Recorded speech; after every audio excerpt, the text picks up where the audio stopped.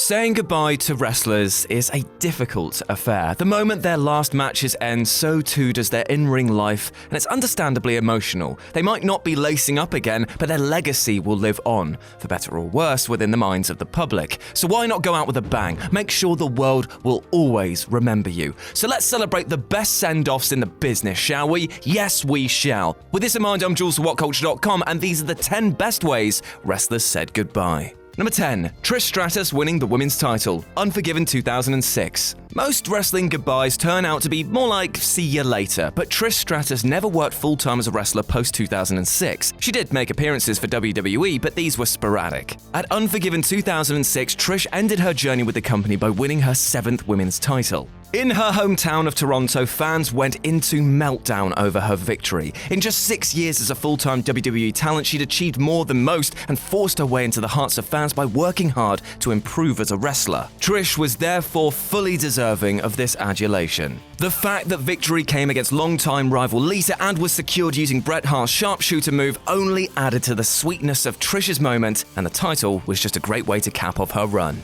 Number 9. Daniel Bryan getting to address his fans. Raw, 8th of February, 2016. There was nothing nice about seeing Daniel Bryan struggle to fight back tears upon succumbing to his injuries in February 2006, but it was admirable to see the world-class wrestler take the time to thank those who had supported him throughout his journey. Hearing Daniel speak of how much he enjoyed being a professional wrestler made the segment emotional for everyone, especially when footage was released of his tearful embrace with Brie Bella backstage. The best part of this worst event was that the WWE didn't rush it. They let him take his time, and is probably one of the only times that they let the organic connection between Bryan and the crowd feel truly acknowledged.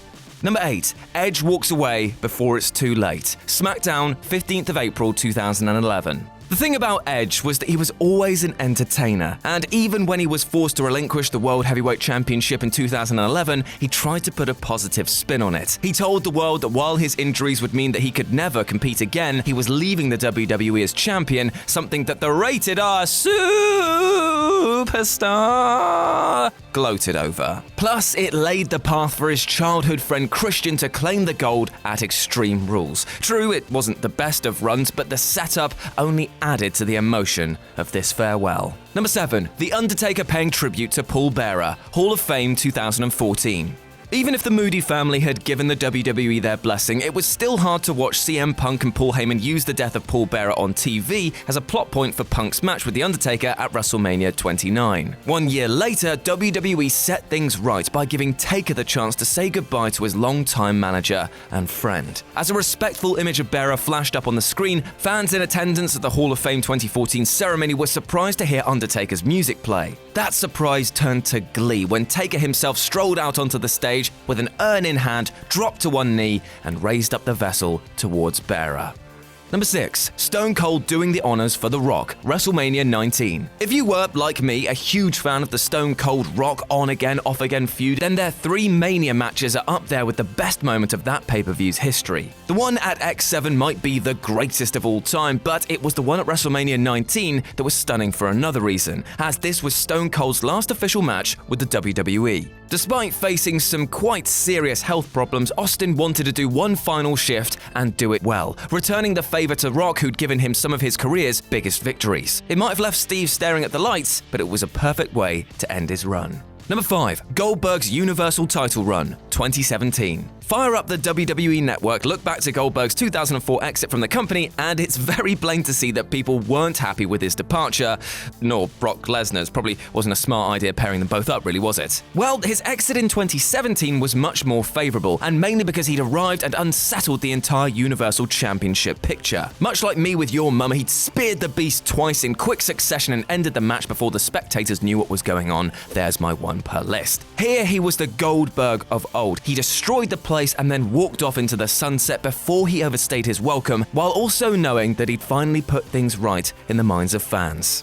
Number 4. The Ultimate Warrior's final hurrah, Raw, 7th of April, 2014. Vince McMahon and The Warrior had what you might call a rocky relationship, yet it was 2014's Hall of Fame induction that showed the mending of bridges. It was one of the most well-received moments of the show, but it was nothing compared to the Raw show the following night. This motivational speech encapsulated the spirit of the Ultimate Warrior almost as well as all of those over-the-top promos during the late 80s did. Visibly emotional, Warrior's words carried weight because of his natural intensity. Then, 24 hours later, the man was dead. It was unexpected and completely tragic, but at least he'd experienced some sort of closure with the WWE and his fans. Number 3. Ric Flair's WrestleMania retirement, WrestleMania 24. Just ignore the TNA run. That was pretty bleak. No, instead we're going to remember Flair at his best in his final match against Shawn Michaels. His tear-filled speech on TV was one thing, but the masterful performances at Mania were good enough to end any career. Those tears weren't crocodile ones from either Rick or Shawn, as Michaels said, "I'm sorry, I love you," before hitting Flair with sweet chin music for the win. Both legends fell to the mat crying. After so many years of working to prove himself as the best, Flair's journey was over on the grandest stage of them all. Number 2. Razor Ramon's Hall of Fame redemption, Hall of Fame 2014. Bad times don't last, but bad guys do will go down as one of the most inspirational quotes in WWE Hall of Fame history. With the help of good friends like Diamond Dallas Page, rehab provided by the WWE, and the love of his fans, Scott Hall managed to pull himself back from the brink and look dapper as he accepted the induction in 2014. Living a life riddled with drug and alcohol problems, the one-time Razor Ramon was a shambling mess before he made the decision to get his life in order. You wouldn't have known that, though, as he stood there in a white suit jacket and discussed his career. Another match was always going to be far-fetched, but simply seeing Hall look like Razor again was enough for those that had followed his career. There was a time when it looked like Scott may never get the chance to say anything to his fans, let alone goodbye. The Hall of Fame changed all that. And number 1, Shawn Michaels losing to The Undertaker, WrestleMania 26.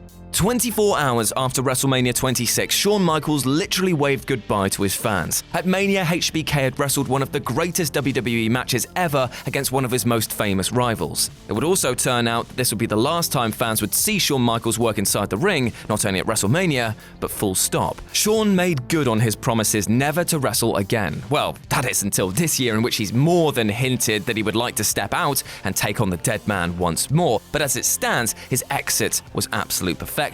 Centered around Shawn's impending retirement, the emotion was palpable as people struggled to get their heads around kissing a legend goodbye. On his final night as an active wrestler, Shawn Michaels did the right thing. For a guy who had often been lambasted as selfish throughout his career, Michaels took a clean loss to The Undertaker, then said his piece the next night on Raw and let the WWE motor on without him.